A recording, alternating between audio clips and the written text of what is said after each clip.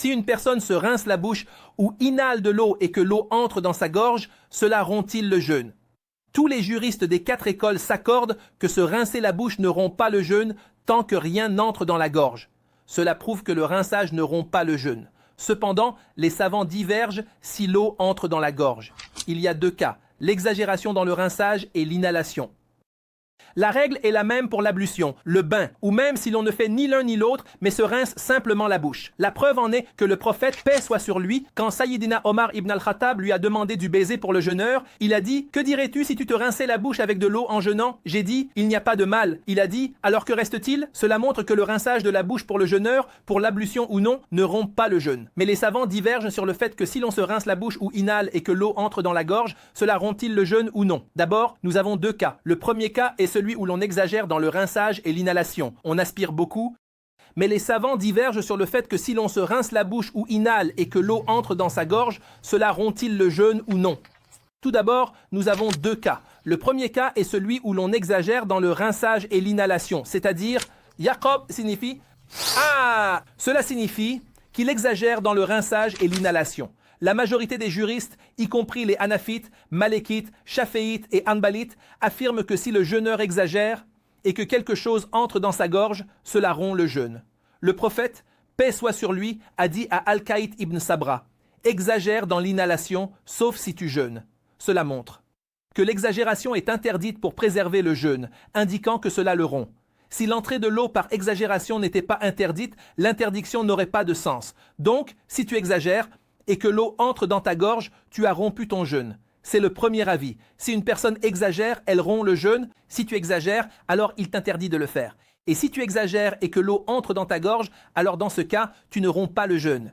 Quelle serait alors l'utilité de l'interdiction dans ce cas? C'est le premier avis. Si une personne exagère, alors dans ce cas, elle rompt le jeûne. Selon les Hanbalites, si une personne exagère dans le rinçage de la bouche ou l'inhalation et que l'eau entre dans sa gorge, cela ne rompt pas le jeûne car c'est sans intention comme la poussière de farine. Par exemple, dans un moulin, si la poussière entre dans sa gorge, cela ne rompt pas le jeûne.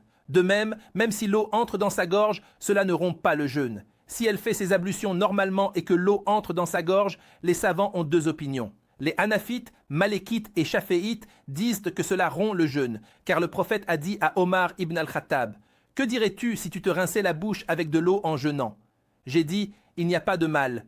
Il a dit « Alors que reste-t-il » Il ne doit pas exagérer dans le rinçage de la bouche et l'inhalation, mais simplement faire ses ablutions normalement. Subhanallah, si l'eau entre dans sa gorge, ici aussi, les savants ont divergé sur cette question avec 2 opinions. La première opinion, selon les Hanafites, les Malikites et certains Shaféites, est qu'ils disent que cela rompt le jeûne et annule le jeûne, car le prophète, paix soit sur lui, a dit à Omar ibn al-Khattab « Que dirais-tu si tu te rinçais la bouche avec de l'eau en jeûnant ?» J'ai dit « Il n'y a pas de mal ». Il a dit « Alors, que reste-t-il » Ils ont dit que le prophète, paix soit sur lui, a comparé le baiser au rinçage de la bouche. Si un homme embrasse sa femme et éjacule, son jeûne est rompu. De même, si l'eau entre dans son ventre en se rinçant la bouche, cela rompt son jeûne. Le prophète, paix soit sur lui, a dit à Al-Qaït, exagère dans l'inhalation, sauf si tu jeûnes. Cela montre qu'il a interdit cela. Par précaution, pour éviter que l'eau n'atteigne la gorge, cela indique que si cela se produit, le jeûne est rompu. C'est le premier avis. Le deuxième avis, correct selon les Shaféites et Hanbalites, dit que si l'eau entre dans la gorge sans intention, cela ne rompt pas le jeûne, comme la poussière de farine. Ils disent que si une mouche entre dans la gorge, cela ne rompt pas le jeûne. Ainsi, si l'eau entre sans intention lors des ablutions, cela ne rompt pas le jeûne selon les Shaféites et Hanbalites. Cet avis est correct et Allah sait mieux.